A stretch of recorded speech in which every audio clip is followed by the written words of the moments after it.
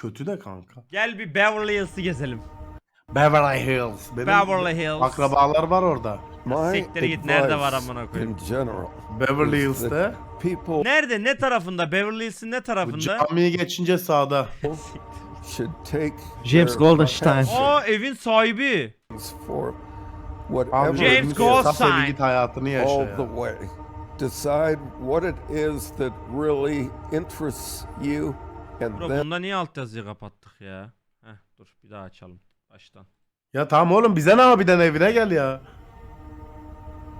James F. Goldstein her sezon Los Angeles Lakers ve Los Angeles Clippers'ın iç saha maçlarının yaklaşık %95'i dahil olmak üzere genellikle sağ kenarındaki koltuklarda 100'den fazla ulusal basketbol birliği maçına katılan Amerikalı bir iş adamıdır. Ama bambuların yanında yaşıyor. Yarrak bambularını izle şimdi evini adamın. my advice in general Dur is tavsiye that verecek. people should take their passions for whatever it Bir is. durdurur musun Jrokez? Heh. Benim buradan James abiye sesleniyorum. Tutkunun sonuna, ben Amerikan futbolu tutkum var abi burada. Ben nasıl NFL'e gidim? Diyarbakır'da NFL'e. Sence bu hikayeyi senin aklın alıyor mu James abi? Ben sana direkt söyleyebilirim nasıl gidebileceğini. Hı. Bilet al git amına koyayım. İlla sen Hayır, kendin mi takımı oynayacaksın? oynamak oğlum. Ya seni kim niye alsın oğlum abi, hele? Tamam işte küçükken ben- yapacaktın onu. Bro işte ben de onu diyorum, anladın mı? Saçma. Böyle Çocuğun belki Amerikan futbolcusu olacak. kanka parası olunca böyle konuşmak, istediğiniz tutkunun peşinden sektir amına koyayım. Ben daha buradan Tutkunun akla gidiyorum peşinden amına koyayım. koşacaksın. all the way. Decide what it is that really interests you and then take it as far as it can go. And that's what I have done with this house because of Kanka evi my bir kes la. passion for good architecture. It was a very long, painstaking process, Burada ne seks but it parti yapmış. always paid off. Kanka bu ne? Bu nasıl bir yatak Bu, odası? kanka bura beni çok pis bitirdi ya. Bu Of! beni çok pis bitirdi. Oğlum bu ne? Çok epikmiş ya. Bu ne? Ya şuraya kanka bak. Az önceki yere geliyorum Cyber. Şuraya 2 tane plastik sandalye, ortaya da 2 tane nargile, sağa da közmatik koyacaksın ya. Üf, arka tarafa da bir tane plastik set, okey. Plastik set okey amına koyayım ya. Var ya. Kanka. Şuraya da bir tane tüplü TV'yi açacaksın, Adana Öf. Demirspor maçını izleyeceksin amına koyayım. Üf, ağzından 0-1. Lan ya. Oraleti unuttuk. Ananı sikim, oraleti unuttuk. Onda hizmetçi getirir oğlum.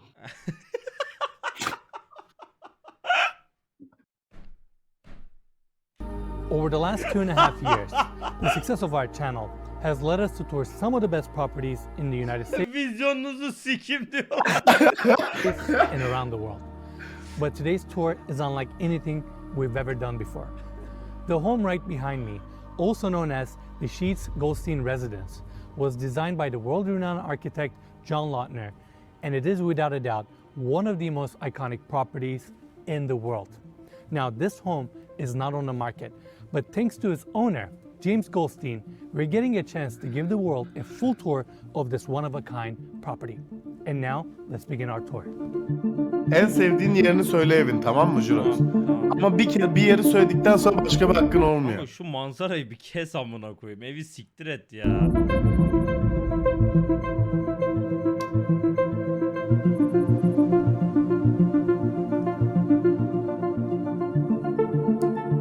Ananın omu. Ananı sikeyim, çok iyi.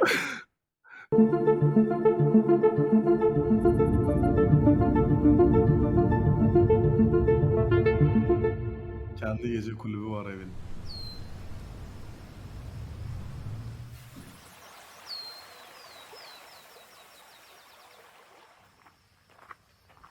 I'm James Goldstein, the owner of this Oğlum adam house. konuşmakta zorlanıyor lan. As the postseason begins, the NBA and its partners will once again be promoting the league's most recognizable stars. But there is another face you'll be seeing throughout the playoffs. It is invariably cowboy framed by ya. rock star length hair and a python skin hat. And it belongs to a man named Jim Goldstein, who's become a front row fixture at the highest profile games. I'm sort of drained from just answering the questions.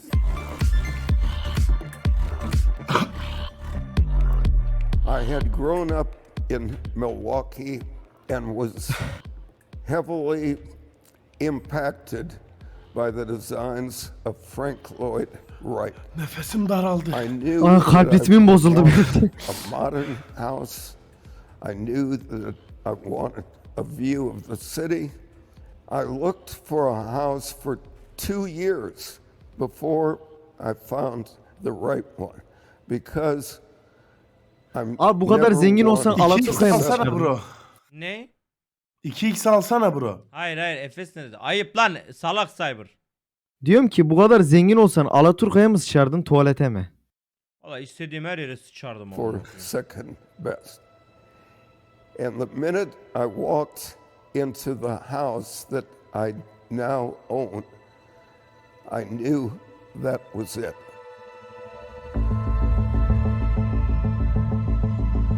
Kanka. Oğlum çok güzel ya. Çok güzel ya. Ama burada çok yılan börtü Çok böcek börtü olur. böcek olur ya. Aynen. Evet kanka. Burada çok yılan börtü böcek hepsi iç içe olur burada.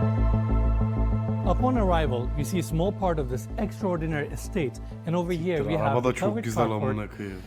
This Oturulmaz, oturulmaz. is the owner's 1961 61 Rolls-Royce Rolls-Royce, Silver kanka. Cloud 2, which is this stunning car, and it's actually his daily Şu araba driver. benim So olsun he- evin amına koyayım. Günlük arabası cyber günlük. Bu araba benim olsun evin amına koyayım. Gezdiği araba ha. see this car around Beverly Hills or Los Angeles, it's him driving. Now, they're currently rebuilding the driveway, so there's a bit of construction here, but I want to take everybody this way to the walkway that takes you to the main home. I love the board form concrete walls around us with the vertical and horizontal lines. And if you look at Bu ne, evin this girişi side, böyle you can mi? actually see all these triangular openings that we're going to see throughout the property. Illuminati. Now, Mikey, let's get a close up here. This is an Ben fark ettim de siz çok şey yapmayın. abstract statue of John Lautner, who was the architect of this amazing property. He designed this home in 1963, and then in 1972, the current owner bought this property. There's a Nasıl super heykel cool la deyip story güldü there mü o? that I'll cover later in the video. Now, continuing our Perspektif we have this yapacağım long diye- Lan bro. walkway La taking us perspektif straight yapacağım to diye the main üçgen home. kafa yapmışlar And amına koyayım. following Ne this sanadı? walkway, we actually have the first gate here. Again, opening up. Benim para burada bitti cyber. şu kapı Orospu şu kapı çocuğu, ben açıldı. buraya gelemedim amına. Arabayı dahil etme. Arabayı dahil etme. Şu okey. kapıya kadar bitti benim para. To the koi pond that we're going to see in a bit. And we have this door right here opening up to another hallway where we have a dressing room for all the photo shoots that takes place in this house and a half bathroom. Coming back to the walkway, I mean, look at the landscaping here, Mikey. This is amazing. It feels like we're walking into a jungle here. And we have the walkway here taking us to Oğlum, the first harbi koi çok pond iyi and kanka. to Koi the entry of göleti the mi? home. And talking about walls of glass, I mean, you can literally see through the entire home here, which is super cool. Mikey, let's take these glass steps, and you can see the koi fish here, even the turtles. This is stunning. You have the water feature on the right. Talking about a tranquil entry. I mean, this is it. Now, I want to take everybody here. This is the main door of the home, and it takes us straight to the living room area. This is without a doubt one of the most impressive Living room'u spaces çok in this beğenmedim. amazing estate. Off of the entry, we got a built-in seating area, and following here, before we talk Ya about böyle the bir formal eve daha living room, güzel I salon want to bring yapalım everybody's bence. attention here. Your koi pond actually goes into your living room, which is super cool. Even your water feature. That way, you have that perfect indoor-outdoor continuity. Now, coming back here, this is the iconic living room seating area. In my opinion, this is the best living room in the entire city. And I love the built-in seating setup here, really carrying that concrete theme. And all the furniture here that you guys are seeing was designed by John Lautner himself. Now, there are a couple of Koltuklar çok architectural güzelmiş. details here that I would like to cover. First one, Koltuklar açılıyor mu? Yatak oluyor mu? He çekyatlı. Yatak Yarrağım. olmuyorsa Başa para vermiş yani. One is that beautiful roof Tavana line bak with lan. the clear story glass right above it. That slim design allowing natural light to come Oğlum, into the her space. yer beton And amına right koyayım. above us we have the concrete beam ceiling detail with the Ay, buraya triangles yerde like I Illuminati mentioned var. earlier. And if you look closely, you can see these small openings where they have a glass jar on top of the roof serving as mini skylights to bring light beams throughout the space. I mean, this home, the architectural lines here are just simply mind-boggling. Yeah, we've definitely never seen anything like it on the channel, but something looks awfully familiar about this room to me. Yes, this part of the home was featured in a couple movies and music videos. The Big Oha! Lebowski, Charlie's Angels, Full Throttle, and I believe Snoop Dogg's Let's Get Blown music video. Well, I've seen the Big Lebowski. Lan ben de diyorum ki nereden tanıyorum ya? Ya siktir git. Now I remember. Tanıdıkmış oğlum. Yeah, it makes sense. Right? And to finish up our tour here, over there we actually have a TV that comes down from the ceiling. Charlie'nin melekleri Around the oğlum. corner we got a fireplace No, and ben concrete izlemedim. walls, details, this pebble rock finish on the floors. It's amazing. Now I want to focus on this side. We have walls of glass from the floors all the way to the ceilings. And what's so special about this assembly here is the fact that there are no steel Yani or bir aluminum filmcilere frames veriyorum. around these glass panels. So that way your indoor-outdoor continuity is as good as it gets. And in fact, Mike, if you look at this side, you see that built-in seating section? It continues to the outdoors. Taşmış So your koltuk eyes olmamış. even forget that you have Orayı glass panels kaçırmış there, Efes. which is such an exquisite detail. And this frameless glass assembly here and some of the finishes that we're seeing. Çok şık detay falan değil bence ya. Bu taşmasaydı daha güzel olurdu bence. Hayır, neden taşırdığını anlattı ya. Sanki cam yokmuş edası vermek içinmiş, anladın mı? Görüyorum Yok, amına Ama koyayım bence cam yarrak olduğunu. gibi. As part of the reconstruction Bu process da bunların of this amazing 31, estate. anladın mı? Sen ne anladın? Mimar 31'i kanka. Anlamayız. Everybody a little bit of Biz perspective. anlamayız This bro. house was built in 1963 by Paul Sheets, and he hired John Lautner to design the home. Then in 1972, the current owner, James, or as his friends call him, Jimmy, moving on, I'm going to call him Jimmy throughout the tour, bought in 1972, and in 1979, he brought John Lautner back to the home, and they basically reconstructed almost every part of this home to bring it to its full potential, and that's what we're looking at today. They worked together for 50 Ha çok yıllık. Bunu Oğlum, 7 yaşında mı yapmış? Çok ne? 72'de doğup 79'da evi tasarlatmış adama. Ben yanlış mı okudum? Yanlış okumuş. 15 years, and unfortunately in Adam 1994, ilk kaç? John Lautner 67'de dur. Hayır bak. 63'te Paul 63'te Sheets bu tarafından yapılıyor. inşa by ediliyor. Paul Sheets. Ama Tamam, yine tasarlayan John Lautner yine aynı adam. Tamam. Hired. Bak diğer Ondan şimdiki sonra bak. evi alıyor Bak, 79'da, yok, 72'de doğuyor ama. Lan bir dur amına koydum bir dur. 72'de James alıyor bu bizim 1972, eleman. The current owner, James, Ondan or sonra as yine his Lautner'a friends call him veriyor. Jimmy. Moving on, I'm going to call him Jimmy throughout the tour. Bought in 1972. 72'de doğmuş. 79'da bak 72'de doğmuş, Yanlış 79'da ev 1979, alıyor. He brought Yanlış John Lautner, çevirmiş, bring yanlış it to its çevirmiş. full, and unfortunately in 1994, Çeviri yanlış. John Lautner passed away. But Jimmy, the owner, basically carried out his vision, and that's what we're looking at today. John, unlike many well-known architects, did not have an ego problem. He never came to me and said, you should do this, you should do that. In fact, he was too much in the opposite direction. He always waited to hear from me.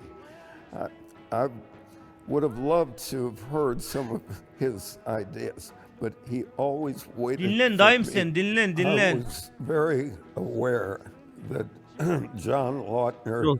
Ayşe gibi konuşmuyor. many of Dinlen his dayım. homes would come up Osman siktir Osman gibi konuşmuyor mu? Ya oğlum terbiyesizlik yapma şu adama ya. with a Terbiyesizlik brilliant yapma ya. architectural Ama scheme. nefesim şey oldu benim de. Then Kontrol kaçtı yani.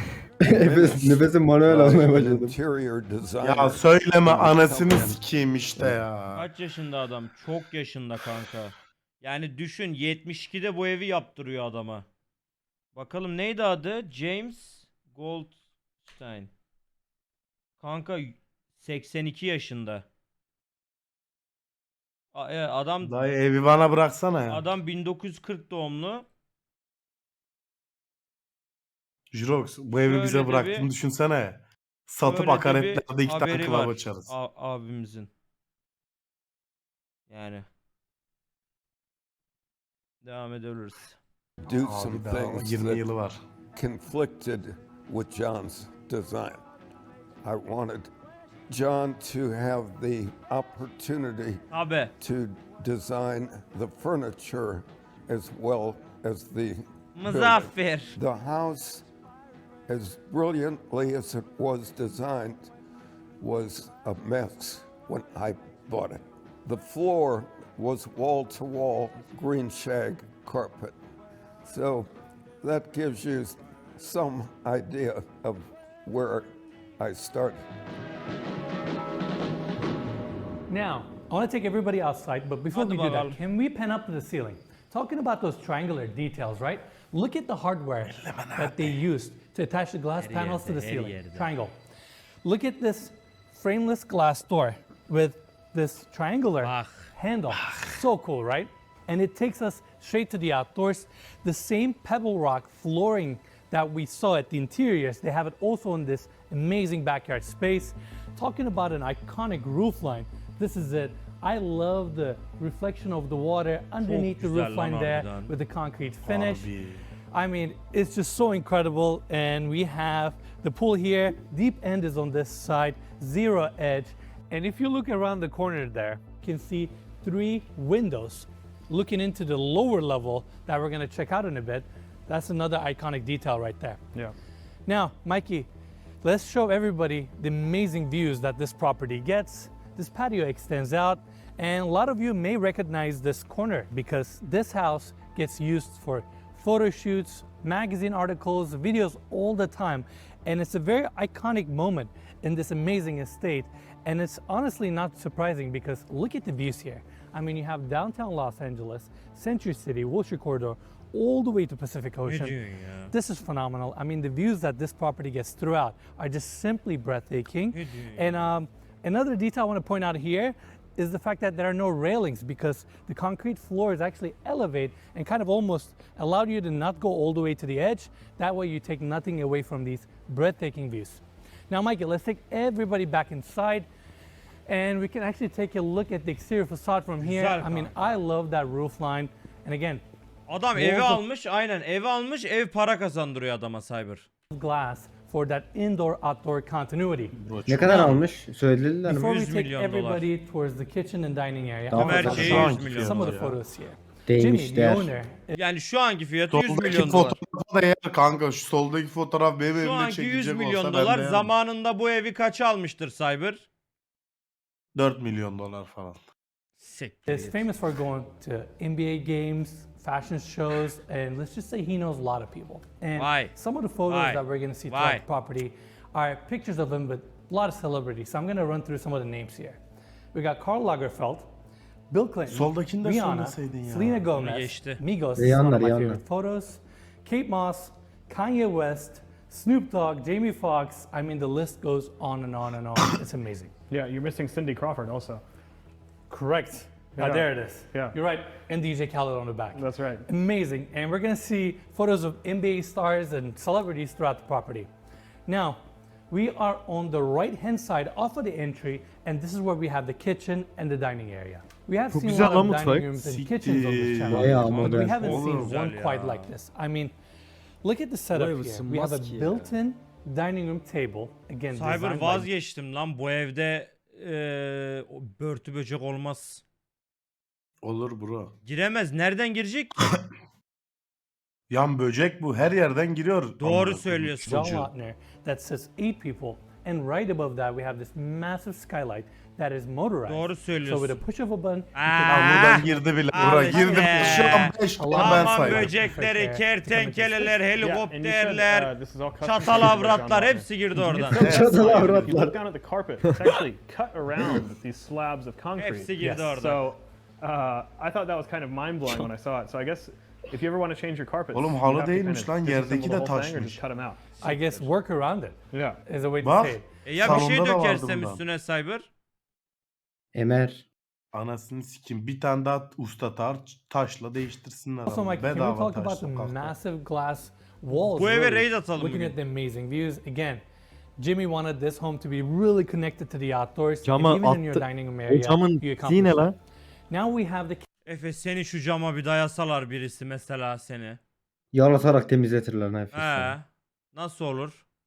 Benim ekranım kitchen pismiş lan here cam right değil. next to the dining room. Ayberk'in Got a videosu bit of a geldi bar aklıma. seat over there with concrete countertops, and I love the bar seating here because Kanka. they brought stainless steel and they inlaid this concrete texture that we're seeing throughout the property. Oğlum, bu and in bile fact, you beton can see abi. the same concrete texture on this wall as well. Evet oğlum bir de And aynı now let's ya. talk about the kitchen itself. Ruhum Flat daraldı panel kanka, cabinets. çok We beton. have stainless steel clad on this side with a dishwasher, sink, stainless steel countertops, and behind me we have concrete countertops with electric cooktops because Bu we ne have lan a vent öyle? here, and a O charcoal grill, which ocakmış is amına super koyayım cool. onlar. Another skylight above us. Just a very futuristic modern kitchen.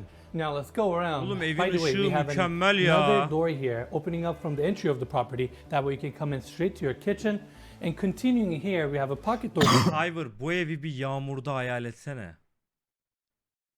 Böyle yağmur yağarken evin içinde sadece durup böyle Karda hayal etsem. dışarı kar sarmaz ama böyle hafif yağmur yağarken böyle sen evin içinde böyle kitabını okurken böyle hafifte bir kırmızı şarap açmışsın, sağa koymuşsun, arkada da böyle bir Godfather müziği çalarken yağmur tıkırtısıyla birlikte şömineni yakmışsın vesaire. Ben niye İtalyan mafyası oldum 2 dakikada amına Bu koyayım evi ya? alıyorsan İtalyan mafyası olman lazım. Burada Sealing delalım up this açtığını section düşün. Çiğ because köfte this is where we have sarıyorsun. this- Ananı Ananı sikeyim. sikeyim. Çiğ köftenin adına.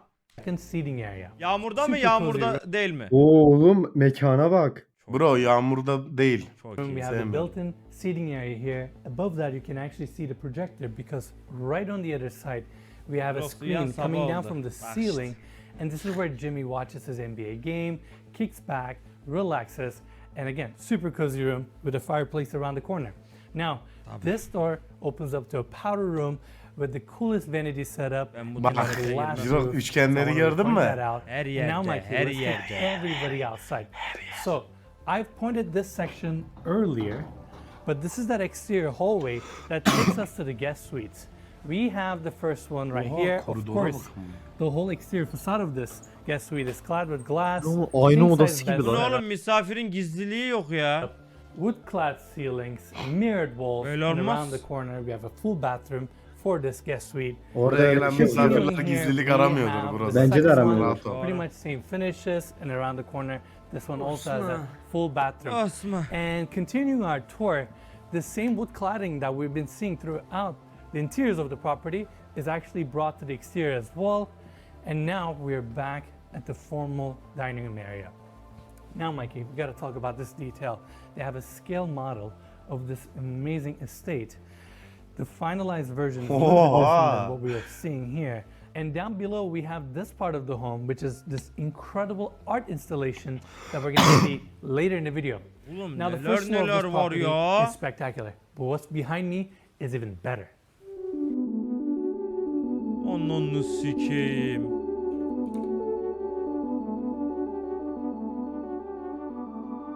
Bak bura We have the kanka stairs olay bura taking us to the ya. lower level, and on the walls we can actually see pictures of the home, articles about Jimmy, and we have this glass door here sealing off the staircase because we're currently outdoors. In fact, we have this staircase here going down to the lower part of this property where we have the grounds, and we're going to check out those grounds later in the video.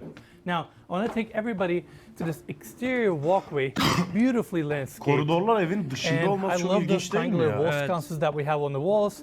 It Bah. brings us to this landing area here where we have built-in seating on this side.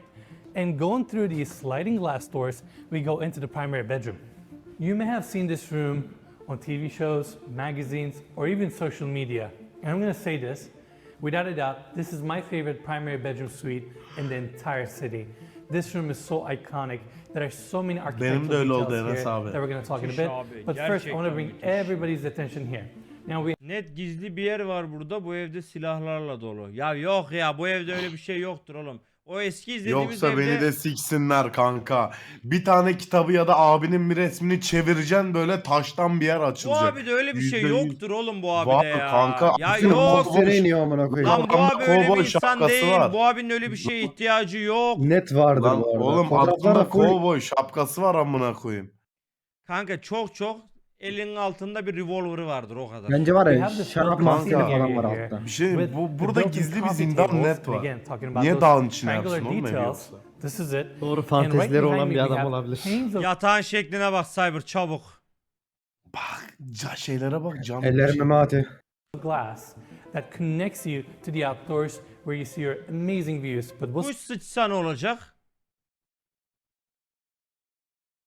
Kuş sıçarsa Ama 50 liraya yeni cam taktır. so special about this corner is the fact that the glass panes behind me are motorized. Let's hit it.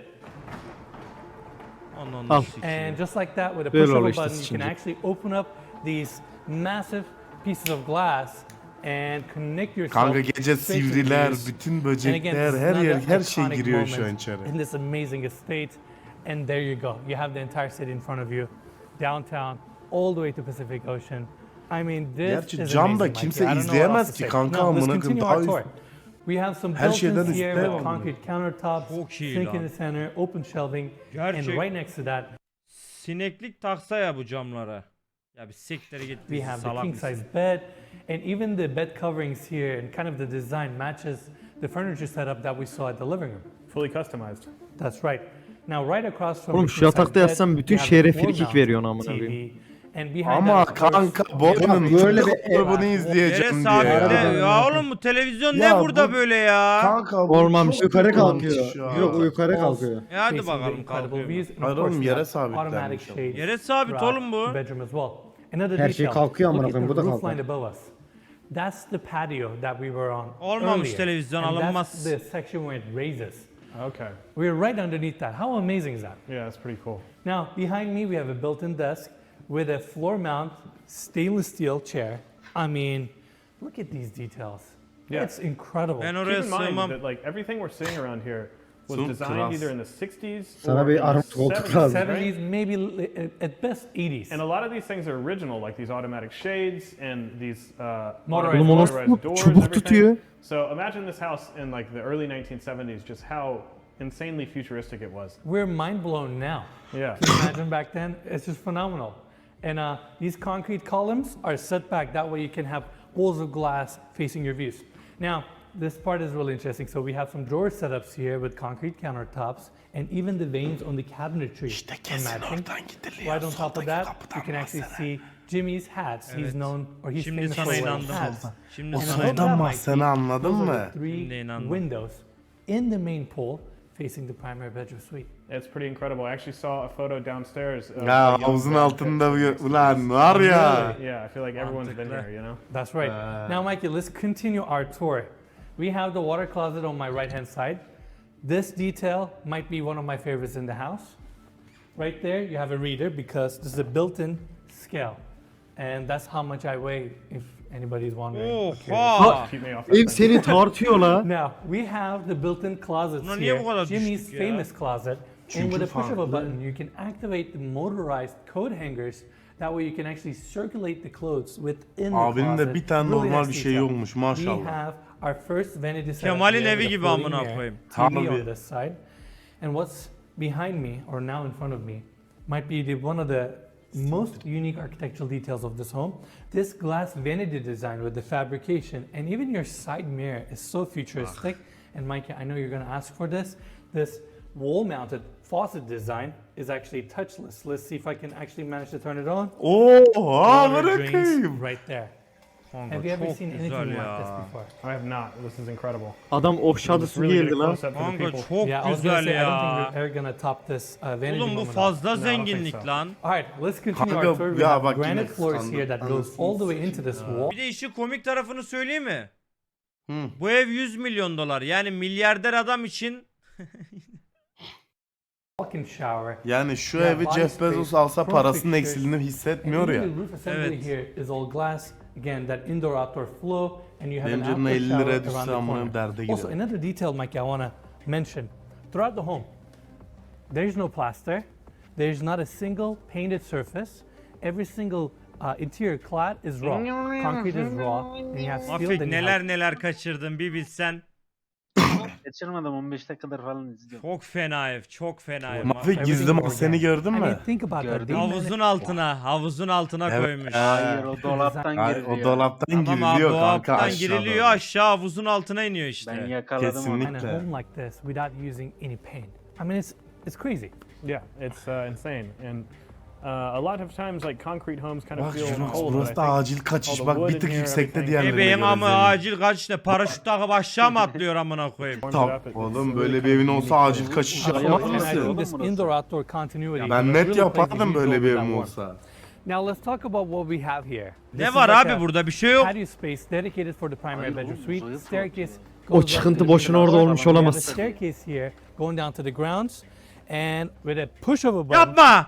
Bak Bak we biliyordum. actually have Biliyordum. polarized LED. Biliyordum. Because right underneath this, we have Ananı hot tub. sikeyim. That's pretty cool. Once again, tam rahatlamak this in için. the 60s or Rahatlamak için. 70s. Ay. I mean, incredible. Çıkan şeye This is bak. as James Bond as it gets, I want to say. Aa, burada seninle çatal avratlar, helikopter böcekleri, sinekler. Hepsi her şey seninle birlikte seninle jacuzzi. jacuzzi. Hepsi seninle birlikte jacuzzi. So that's it for the main home, and right next to the main home, we have the new addition to this property, which is incredible. Bitmedi mi lan? Enes abi o öbür tarafı da aç da çıkışı göreydik acil kaçışı. Aha, Cyber. Niye? Geldi. Been Abi going adamın to kendi evinin nightclubs klabı var, all bak ben over çıldıracağım. the world since I was a İdol! guy, and I've always Şimdi bu ev kime dreamed kalacak? İdol! about having my own Uy. nightclub, Club James. and so Olmamış. it was Yaratıcı always değil. something in my mind.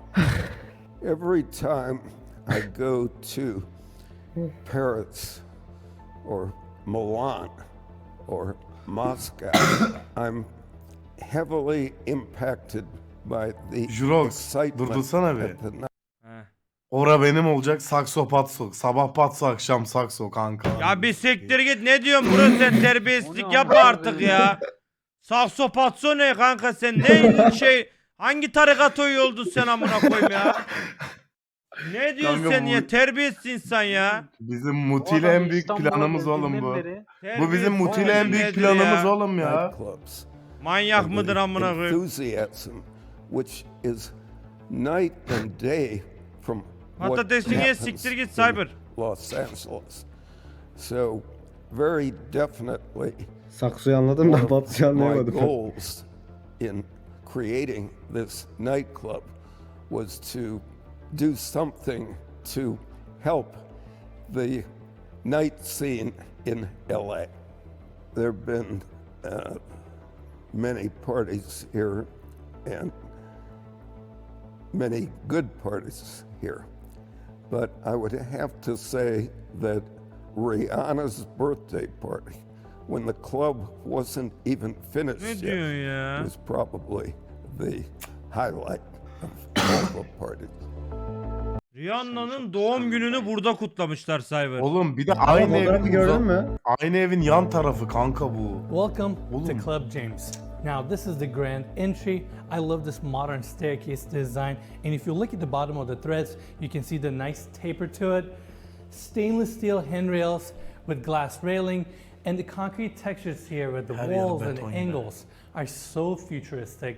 And right above us, we have this glass roof assembly off of the entry. Now, this door on my left-hand side opens up to the future movie theater. That's going to be 3,200 square feet. This property is always under construction. sürekli Jimmy is yeniliyor constantly lan. improving the estate, so that's a new addition. Now, going through this opening, we go straight into the nightclub. This is not the first time we're seeing a nightclub within an estate, but this one is unlike anything we've ever seen before. This structure here, which is the new addition right next to the main home, is around 5,700 square feet of interior space, and most of it is this amazing nightclub.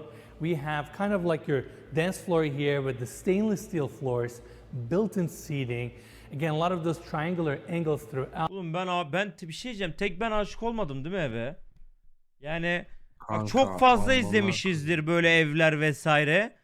Ama oğlum gerçekten eve çok aşık oldum ya. Çünkü çok farklı anladın mı? Çok farklı. Gerçekten Hani farklı. böyle ev evet zengin evi. Çok böyle ben zengin evim diye bağırıyor ama ben özel bir evim diye de bağırıyor aynı zamanda yani. Özel, Hani evet. benden bir tane daha yok da diye bağırıyor ev yani.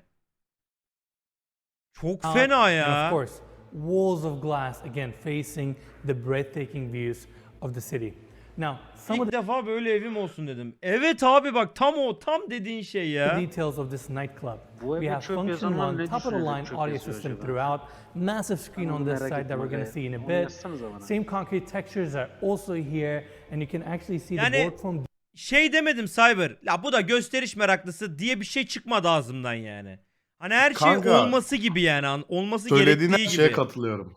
Gerçekten olması gerektiği fazla bir şey yok. Abartı bir şey yok. Her şey Aslında böyle fazla ama dümdüz çok güzel yapılmış. yedirmiş her fazlalığı amına koyayım. Evet dümdüz yapmış evi yani. details a bildiğin. little bit more prominent in this newer edition. They use 1.5-inch plywood to kind of create this texture look that we're going to see throughout. Going here, Yo, we sen have çok mantıklı the DJ konuşuyorsun, booth. sikmeyeyim. Gotta be the coolest DJ booth I've ever seen in my life.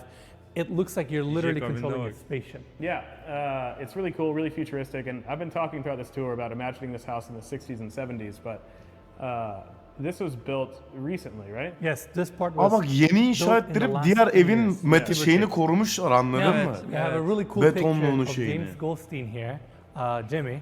So I wanted to point that out. And continuing our tour, I also want to mention, Mikey, I mean, building a space like this in 10 years, that 10 years of Jimmy's life, 10 years of the architects that were involved. So I want to give them a huge credit for this amazing structure and the outdoor space that we're going to see in a bit. Now, this is where we have the bar area. Same gravel stone detail that we've been seeing throughout. They have it in the nightclub here as well. And continuing here, stainless steel countertops, multiple sinks. You have dishwashers, fridges, ice makers, more fridges on this side. And again, the concrete textures, details, LED lighting, recessed lighting on the ceiling. In fact, they used over 2 miles of conduit on the ceilings alone, Mikey, Ya, to wire the oha ya. entire space. Oha And ya. not only you get recessed lighting, of course you get 3.2 kilometre ne amına your koyayım nightclub ya. lighting, and grid lighting and all that cool stuff. And imagine this place at night with all the lights on, music on, people playing, and you're looking at the Oha. glowing city. Phenomenal. Pretty incredible. We've seen some Çöp videos leading up to this kanka, bu where ev çöp even kanka. celebrities are like, that's the coolest nightclub I've ever been to. Absolutely. Yeah. Lastly, we have that Direkt massive eksik screen. bro. In fact, we're going to take that Anladım, glass door bir in a şey bit, but eksik de first, I buldum. wanna take every- Ne? Direk eksik bro. Bro direk eksik. Yok Cyber direkt şu betonda yapıyorlar onu kanka. Şey yapmıyorlar. The nightclub continues. Now, we have the bathrooms here, but first I want to go through here. This room was built to be the VIP room for the nightclub. Ya But baba zaten amına koyayım club senin ya. Ya club zaten senin evinin içine club yapmışsın. Neden bir de VIP odası yaptırdın ya? currently Kanka, holding elemanın Jimmy's klubunun valuable VIP odası bile bizim evlerden büyük amına koyayım. memorabilia. Net benim We odam. have, Benim evden a daha lot büyük more burası. photos of him, all his magazine İnanılmaz. articles, stuff about the house. Just seems like a lot of stuff he's been featured in over the years. I mean, celebrities on this side, Pharrell, David Beckham, those are like the first faces. Kanye West again, Drake. This is amazing. It's Yeah. a super cool room and it's nicely dressed. Yeah, it's really cool. Now, let's take everybody, Mikey, out so we can show the bathroom here. It's built like a nightclub, so even your bathroom is nice and open. Stone clad everywhere. We have 2 vanities here. First water closet on this side, and we have the second water closet at the end of the hallway. Now, let's go back to the nightclub, Mikey, so we can take everybody, Düştüğünü. not to the outdoors yet. We're gonna take a quick look at the views because we have a landing area where you can actually go down to your lower level. But first, I wanna actually open this door here so we can check out the remaining offices and Jimmy's office, which is super cool. And it starts right here. On our right-hand side, we have the administrative office. We have the built-in desk setups here, and the concrete walls and ceilings continues. In Kullandığı fact, telefonu these gördün mü? floating desks Görmedim. Bak Neredeydi? sağa bak. Dur bekle on our tam. right-hand Giriyor. side, we Sağa have the bak. administrative office. We have the Oğlum built-in ben desk böyle çok setups epik bir here, şey bekliyordum. and the Telefona bak. concrete walls and ceilings continues. In fact, even these floating desks are built out of concrete, and the whole room is again filled with Jimmy's photos and Adam memorabilia kendine aşık bu arada. and articles about the house. This is really cool. We have a scale model Burada the çok new Jimmy'yi göremiyorum ben hocam bu arada. Siz Jimmy demişsiniz de burada çok Jimmy yok. addition. We currently have all this section completed, including the backyard area Daha with the çok pool Jimmy'nin that we're olanlar going to var see in a bir bit. And I Aynen, believe, Jimmy'nin Michael, this is olanları the var. future movie theater, and I'm assuming that's some sort of like a tennis pavilion that they're Mavik hoping Jimmy'ye to verir build miydin? down the road. Overall, another cool room, Bu evin bir and kısmı Michael, let's benim show this olacaksa detail. We have a clear story windows. Klapta takılayım Mavik, yeter bro. Kanka alınma ama bu odada bulunan kimse de öyle bir göt yok şimdiden söyleyeyim. Evet ya. kanka şimdi vermeyeceğim diyecek bir insan yok That burada. is facing Yok the tabii breathtaking ama views. In fact, why don't we take bir everybody miktar para back artı olası to var. the entry here and talk about Jimmy's incredible office. A room like this really inspires me because look at the space. Who wouldn't want to work here? You have all this Kanka glass bir assembly mekanı here. In kes fact, to ya. accentuate the views. Oğlum they şurada even have a toplantı glass yaptığını roof düşünsene design, kanka. And they use these triangular brackets Ah, to her kind of yer. hold that assembly. That way it feels like, Giderim I hemen. keep saying spaceship, but it Bu feels camdan like ne you're in güzel a kayarsın Gerçekten lan. öyle and bu you're arada just ya. floating above the city. It's incredible. I mean, look at the roof lines above us with the concrete texture, and we have a floating built-in desk setup here. Bak of buralar course, da taş. with concrete, and we actually have a lower section here with stainless steel. Now, this room is all about Jimmy's passion for basketball. Jimmy's really passionate about fashion, architecture, and basketball. And in here, you can see his photos with all lan! NBA players. This is a really special photo for Jimmy because he's holding the championship trophy for Houston Rockets in Vay, 1995. vay, How vay. cool is that? It's really cool. They always say Jimmy roots for the underdogs, and the Rockets won that year, and the Bulls were on a tear. Michael Jordan took that year off to play baseball, and the Rockets won. So I bet that was especially That's amazing. gratifying for him. And I also want to say this to everyone. Jimmy has a super cool Instagram account. He posts photos all the time. I'm a follower myself, so we're going to put Ben his şu an Instagram takip in the edeceğim. description as well. Make sure to give him a follow. Check it out. He has a really cool lifestyle. İdol. Now, Mike, I want to take you to the other Adamın side. gerçekten This is yaşam also really tarzı süper interesting. bu arada. This is Çok iyi oğlum. Çok Jimmy's merak dog, ederim ben ne Natasha. yapıyor. Jimmy bought this house for his dog. That way his dog has a place to run. And look how that story evolved over the years. Oha lan. And this house became Jimmy's lifelong mission, which is super cool. Now, Mikey, before we go to that side, look at that photo right there. Jrokez'den az That's takipçisi var Kobe amına. Bryant on the corner of that patio on the Nasıl main yani? house. Young Kobe, that's pretty awesome. That is awesome, right? Sattım ona Instagram hesabını ev verirse. Now, Mikey, let's 3 take gün everybody takılak back gece to the kulübünde. views Bir hafta versin amına koyayım bütün Instagram verim üstüne yapayım One Instagram'a. more time, I mean, you have the entire city in front of you. But what's so cool about this space is down below us where we have the outdoor terrace. Kanka ya gerçekten yeter ya. Yeter yeter bit artık bit. Bu Hi ne? everyone, let's go check out the outdoor terrace. Bitmiyor Instasını ya. açma Jimmy'nin ban Just yersin. completed, and we're one of the very first people that are actually getting access here and get a chance to shoot it. So it's Ne var super ki cool. istasında?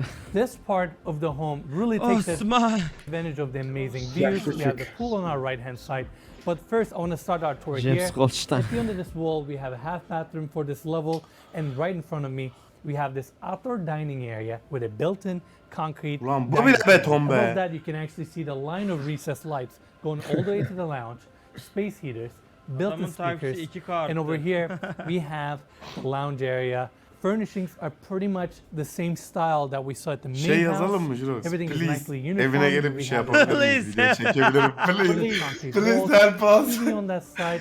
Please And help one distinct us. detail here that I really like Benim klibi is burada the çekmek stainless yok steel mu? band where the ceilings and the walls Allah meet. burada So I nude wanna point fotolar that out. çekiliyor ya. Now Sıkıntı that's the çıkmasın. futuristic staircase that I Tamam, just came onlarla down from. beraber. And going here through the grass section, Bu we klibi have this unutup- incredible Kanka infinity şu edge pool. güzelliğe bak This ya. infinity edge pool really Infinity takes advantage pool of the var amazing kanka. views.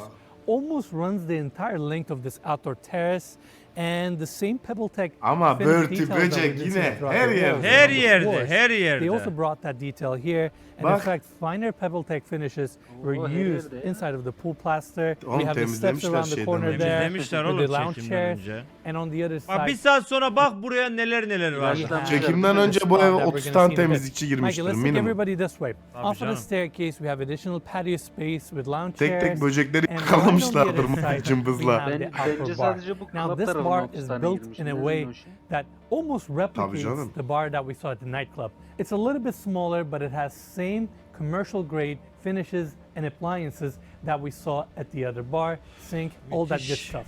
Now, focusing here, you have a secondary, çok more of an outdoor kıskandım kitchen ya. here. You have your Boşa full-size yaşıyoruz fridge here, kanka. Buzdolabına bak sink, ananı sikeyim. stainless steel countertops on this Alper side. Rende'den griddle, burada bir kaçış really videosu appliances. bekliyoruz. And right across from that, we have concrete Kaçamaz ki countertops amına on this koyayım, side. Again, with more Kaçmaz ki, niye appliances. kaçsın Kalır amına amına And koyayım. around the corner, Ne ya? La kaç şey yapıyor ya. great outdoor kitchen, and look at me finding more details. I love the stainless steel kind of inlay design into the bar with the polished countertops. Super cool. Now everyone, we are at the other edge of the Yeter. outdoor terrace. We have another Yeter. glass vanity design here, just like Jimmy's bathroom, which is super cool. Let me see if I can turn this one on. This one turned on pretty quickly. Yeah. And look how Çok that drain güzel works ya. on the other side. Such a cool detail. And we have another powder room on this side. Now I want to take everybody back to the backyard. We have this fabricated Ben oraya outdoor sıçamam grill kanka. here. I've never seen anything like this before. İyi, Obviously, mangal it's a yerine custom bak piece. Cyber. And Sikeceğim Yeah. kanka. I want to have one of these Çok in my iyi. own house in the future. Yeah, that's Çok geniş oğlum, burada sucuk cooked steaks kızartamam. on there. That's right. Now, let's focus here, Mikey. We have a floating Betondan outdoor dining bir tane table. masa. This one is obviously not covered, so that way you can take advantage of nice cool days like this one. You get an additional outdoor seating area with a fire pit right in front of it. And this is where we have the spa. Bunun I know we aynısından took a bizim picture GTA'da from out evimizde here. de var. Spa And I love derken that spa is nicely divided with this glass section. So if you look at the level of the surface, you can see that glass sticking out about an inch over the rest of the pool. Now this is a great spot for us to Ya turn back girince and look yükselecek. at this incredible addition. Walls of glass facing the views.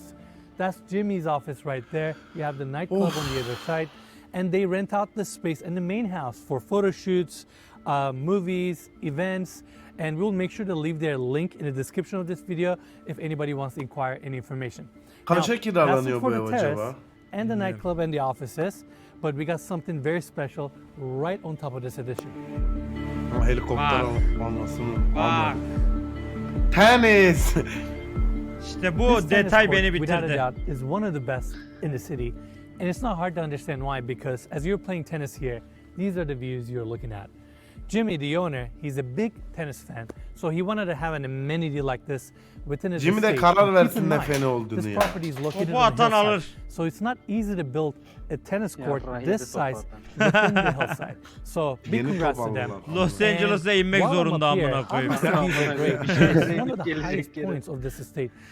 You can really get a true scale of this entire estate and the landscaping around, the trees, the lush greenery. And to give everybody a little bit of perspective, Bak, we have yan the main evle house right in ağaçlarla front of us, kapatmışlar approximately aralarını, gördün mü? 4,500 He o square feet. fakir görmesin diye buraları. Down below us, we have the office and the nightclub, which is about 5,700 square feet. And you have the 6,000 square foot tennis court. And by the way, this is a great space for you to throw events, 560 metrekarelik tenis because, kortu diyor ya again, you're kanka, ben facing the amazing 90 views. metrekare evde Another thing I yaşıyorum. want to point out. throughout the tour, we saw Hayat the böyle beautiful bazen, landscape anladın mı bro? Sus around artık the sus. bedrooms, outdoor Yani. terraces. And this 55 property sits metrekare. on 16 4.5 metrekare. acres of land. 17,5 So you get a lot of dönüm. outdoor spaces and it's beautifully landscaped throughout. Yeter abi biz bittik. Vallahi bittik. Yeter. Vallahi bittim. Vallahi bittim yeter. Gizli odayı Serdar yeter ettin yeter. So I Oha, didn't want daş. to talk about the grounds and Amazon not bring ebesinin everybody amı over here. ya. Granted, I'm wearing a suit, but I don't care. Grounds of this property are so special. It literally feels like we're Börtü walking böcek over her rainforest. yeri de Bu amına ne koyayım. oğlum bu I mentioned earlier, ne? This Çok home ağır. or this property sits İzlerken on 8 tane 4.5 yılan acres of tarafından land. So you have ısırdım all these outdoor surfaces that have been nicely Yollukla flattened yolluyorlar out. aşağı amına A koyayım. lot of walkways that takes you through the grounds. And every single corner that you look, you have beautiful trees, palm trees, greenery, and you even have some art installations throughout the Kanka grounds. çok On güzel top of that, there ya. are these sections that have been Monter flattened out falan where you have attılar lan lounging adam chairs for you to sit down, relax, and enjoy the Sağda amazing views. kaplan olduğuna emin Personally, this is edebilirim one of ama. my favorite spots within the grounds. This flattened out section here with soft grass, trees behind us, and you have these lounge chairs for you to sit down, relax. Look at these breathtaking views. I mean, what a great spot for you to drink your morning coffee, do your morning yoga, and Sabah totally yogası, disconnect from tabii. the rest of the home. Just have a Tabii private moment yapmadım. here. Yapmayan Ya. var mı? The grounds of this property are truly Uyanamam, incredible. öyle And the söyleyeyim amount yani. of time, money, and Kendime resources gelemem. that have been put in place to maintain and to grow landscaping here is truly astonishing. My hats off to Jimmy. Now, the last part of this tour is actually down below us, and it's unlike anything we've ever seen on this channel. Kiralayabileceğimiz tek şey şezlong amına koyayım ya. Onu da alamazsın oğlum. Sky Çelik Space. melik Bir dakika, yok. Sky Space ne?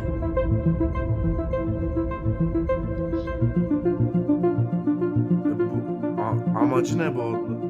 Ne Oo, yani? anladı amacını şimdi. Kendinle In barışabilmek. the early Abi bir 1990s, dur ya. I was at a show at the Ace Gallery in Venice and was exposed for the first time to the work of James Turrell. I was so Evet, impressed. evin sahibi bu chat. I thought to myself, it would really be something if I had a work done by James Turrell. People refer to it as a meditation place. I'm not sure what meditation really means, but when I'm not traveling and I'm here at home, I frequently go down to the James Turrell because as many times as I've seen the show at sundown in the sky space, I never know exactly what to expect because the color changes seem to be a little different every time I experience it. Ya bu ne baba?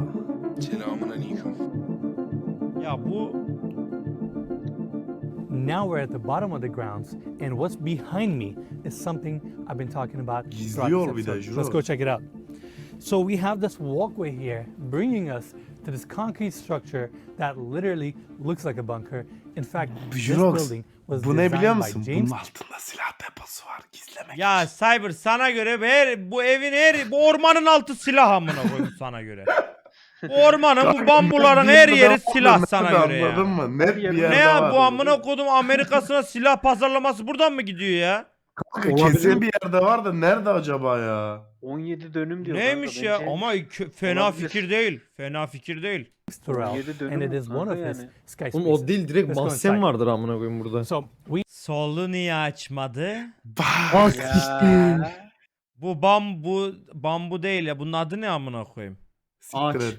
Ot. Salkım Bunun işte. dördüncü yaprağını aşağı çekersen bu açılır. İşte doğru We have yakaladın. this stainless steel door here taking us Anasının amı kanka, kapıya bak. And again, it's Bomba unlike geçirmez anything kapı yapmış we've ever amına seen koyayım. on this channel.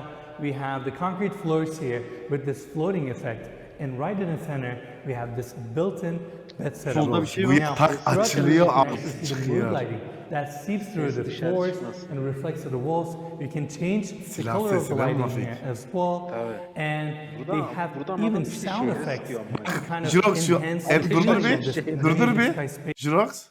Enes abinin solundakinden sniperla şehre bakıyor. Yukarıda böyle sıkmak için. Demek hitman'miş amına koyayım James Ya bir Goldstein. siktirin gidin bir salın adamı. ya. Like let's hit it. With a push of a button, you have all these custom sound effects for this particular space. Now, we got something even more special. With a push of a button, we actually have a motorized roof that is above us that opens up and tucks above the structure. Oğlum which bu is kadar super cool. mantıksız bir And şey yeah, yapmış let's cut olamaz. the Kesin audio altında too. bir şey yani. There you go, Mikey. Have you Şeyin ever seen altında bir anything şey like var, this? anladın mı? This is pretty incredible. I guess that's why they call it a sky space. Yeah. That's right. But these are extremely rare to find anywhere, especially in residential properties. Correct. But LA Bu has a olay few ne of them. olay ne? Sky Space'in olayı ne ya? Ne İşte işe ben- yarıyor ya? Ve uzanıp gökyüzünü izliyormuş gün Here and batımını. there. But it's Göğe really cool. bakalım. This is such an amazing space, and there's actually one more detail here, Mikey, that I want to talk about. You can actually leave the roof open even during rain because they have built-in floor drains here. So imagine laying down here, looking at the sky while rain is pouring here. Now, that wraps our tour of this amazing estate, but we're gonna do what we always do, spend a few more hours here, wait for the sun to go down so we can see this place at night. Ah, siktir geliyor. Geliyor. Of of. Gece olmuyor orada. Oğlum Oğlum gece her şey daha güzel amına koyayım ya.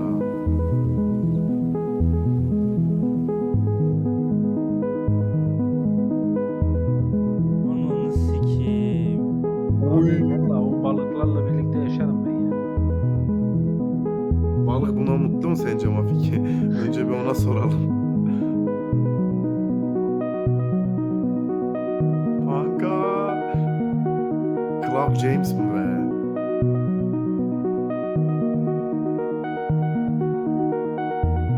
Ne elektrik faturası geliyordur ha. Anasını sikiyordur. Lan benim eve bir fatura gelmiş. Fatura deyince 600 lira doğalgaz, 300 lira da elektrik gelmiş. After James'in evinde mi years yaşıyor mu? of Bir dakika very bir dakika reis konuşuyor.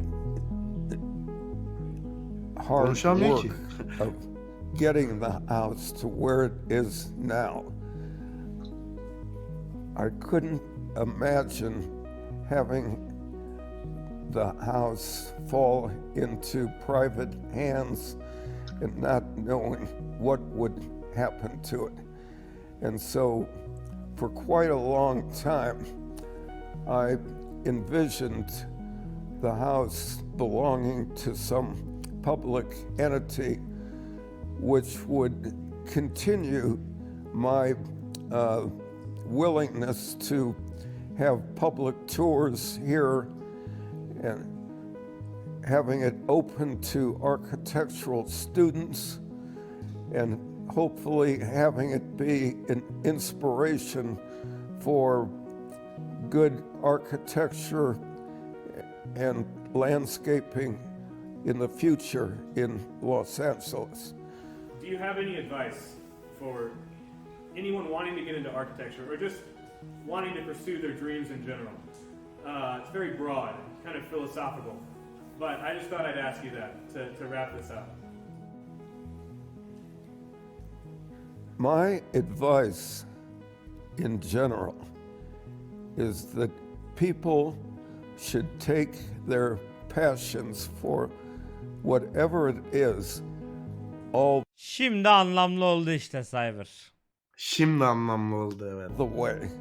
Don't just dabble in 20 different things. Decide what it is Ananı sikeyim söze that gel. really interests you and then take it as far as it can go. İdolsun adam idol. That's what I have done with this house because of my Kanka çok karizma ananı sikeyim ya. İdol ya. Oğlum Çıldıracağım. şakasız eleman çok karizma ya. passion for Öz James'in mi be? architecture, and I've done it with passion in the same way, and I've done it with basketball. Bir şey diyeceğim 47 dakika sıkıldıysam piçim amına koyayım. Gram bak Lan nasıl çok iyi geçtiğini amına koyayım. nasıl geçtiğini anlamadım amına koyayım videonun. Çok iyi oğlum. Öz James'in. All right, everyone. İdol. That's it for the tour. All I have left to say is wow. Today was Götünüz incredible. böyle evimiz And this olmaz. estate is truly one of a kind. Eyvallah Enes Also wanna abim sağ thank olasın. the owner, Eyvallah. James Goldstein, for letting us tour his amazing home that has been his lifelong legacy. So we are honored for the opportunity given to Biz de şimdi bu evden çıkıp Valorant gireceğiz. Vay hayatımın amına 5v5 amına koyayım değil mi? Biz de şimdi buradan Ama- küfürlü ama şimdi- falan hayır. Valo oynayacağız amına us koyayım. today. Hayır. Beklesene bro. Like atsana. For donating the home to Kurlarının Lakma with a peşinde big endowment. Jrokez. That way this estate can be maintained, expanded, and enjoyed by the public in the future. Lastly, Wow. big thanks to all of you Kamera- for Oha, watching this çok video iyi. till the end. Eyvallah, If you rica enjoyed it, ederiz, just make rica sure to give us a ederiz. like, Ve subscribe çok to our beğendik, channel, çok and beğendik. We'll see you guys next Çok video. beğendik. Arada izleriz ya Enes abimin böyle güzel evlerinden bir tane izleriz de bu videolar yalan oldu haberiniz olsun. Onları kapat onları kapat. Yarınki ayrılede artık. Bunlar başka bir günün ayrı eline kaldı artık. Pişman mıyız? Oğlum Ne, çok gram iyi. değilim. Gram Çok değilim. Kanka Oğlum çok güzeldi. Hani çok güzel bir oyunu bitirirsin de boşluğa düşersin ya. Ya da bir dizi. Şu an o Evet. boş. Ya bir şey ne olmasını istedim biliyor musun? Abinin hayatını böyle Netflix'te açıp 2 sezon boyunca Evet, izlemek evet. istedim amına koyayım Oğlum yani. ne Oğlum. olur yapsınlar lan. Netflix ne olur yapın lan.